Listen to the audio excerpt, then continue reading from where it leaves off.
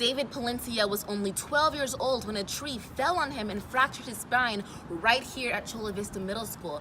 Now David's attorney and parents are suing the Sweetwater School District for negligence. Take a look.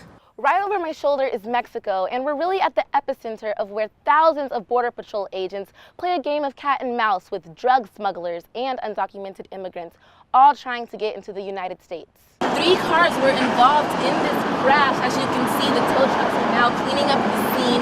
CHP is taking measurements. We're here at Universal Studios Hollywood, where we're celebrating the Lunar New Year. If you look next to me, there are cherry blossom trees all throughout the plaza, where guests can write their wish down on the tree, hang it up, and wish themselves a Happy New Year. It's been only a couple months since the lilac fire destroyed homes in this very community. Now residents say that fire departments did the best they could. As you may know, President Trump last fall made plans to end DACA, the program that supports undocumented immigrants who came into the country as children. If you're part of Team iPhone and you recently updated to iOS 11 or have the iPhone X or iPhone 8, then you've probably been subjected to this weird glitch. Here at the new Chow Cream, where their motto is serving up the best ice cream in downtown Fullerton. Let's find out why. Only 28 days until the school year resumes. We don't know where the special ed students will be placed. However, after recent controversy, we do know that they will not be placed in these portable classrooms. In Escondido, a man is in jail accused of throwing softball-sized rocks at a police cruiser. The dangerous situation happened around 9:30 this morning at the intersection of Washington and Quincy. And speaking of diversity, hashtag #OscarsSoWhite has been another trending topic on social media. Here in Harbor Heights, the neighbors all have something to say about this particular house, and it's not good things. Now, usually the place is filled with trash, so much so that the city has declared it a nuisance and are forcing the tenants out. I can see it from my bedroom window, and it's just not really what I want to see when I wake up in the morning.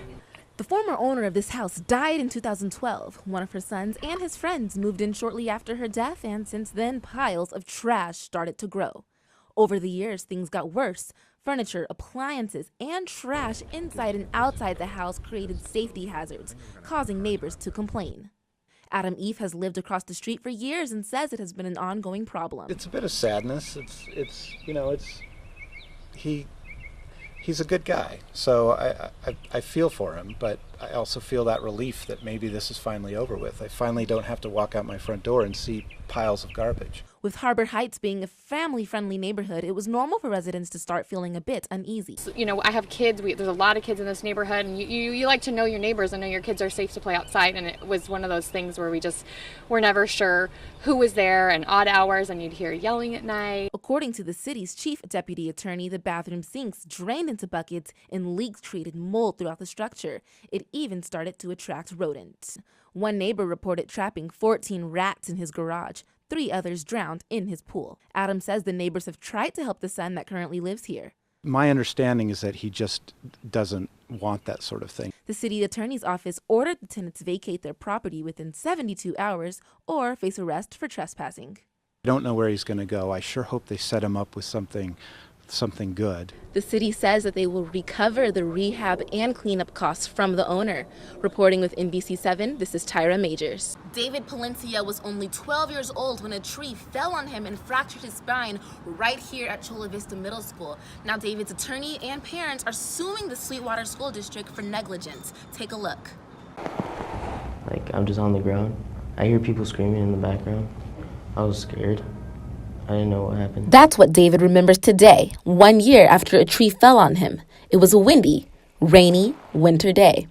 David and his friend were leaving school when a tree toppled over. And it's just, God willing, they were not killed in this incident, but they both incurred serious fractures to their spine. Attorney Jim France is suing the Sweetwater School District. He argues that the district is responsible for the injuries suffered by David and his friend. His lawsuit alleges that the district was negligent and had a duty to protect students on school property. And here you can see hazmat crews still cleaning up the blood from where police say a 16-year-old driver hit and killed a pedestrian last night. The 11th annual Clash at Claremont is happening this weekend. There's going to be food, music, and fun for the whole family, all for a great cause. What's up, guys? I'm Tyrah Majors. And I'm Zach Slowmaker. And we're here to help you get your tech on. A one-stop shop for the latest apps, devices, and computer software, bringing you the current trends in media. Good afternoon, Titans, and welcome to this week's edition of Titan Sports. I'm your host, Tyrah Majors, and beside me is Matthew Kirkland.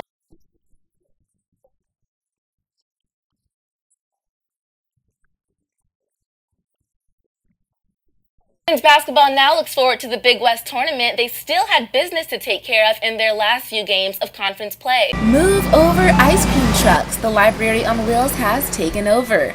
The Anaheim Bookmobile is a full-service library that stops weekly at various neighborhoods and schools around Anaheim. For 60 years, the Bookmobile has been serving Orange County residents. Around 10,000 people are served annually. 3,000 of those are students. I like that it has all the books it needs, like if you go to a regular library, and it brings like the necessities to you instead of you going.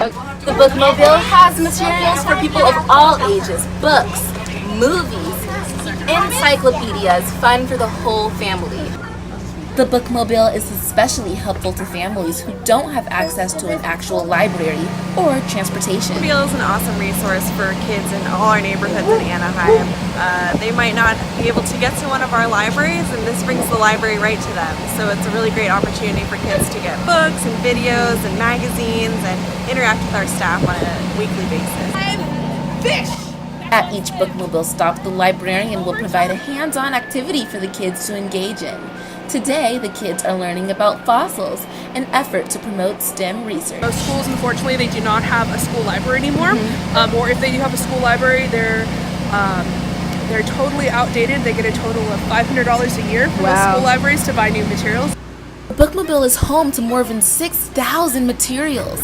That's more than enough educational resources for the children of Anaheim. Now, this is the last operating Bookmobile in Anaheim. However, the city is planning a new 38-foot RV Bookmobile coming in 2019. Reporting with OC News, I'm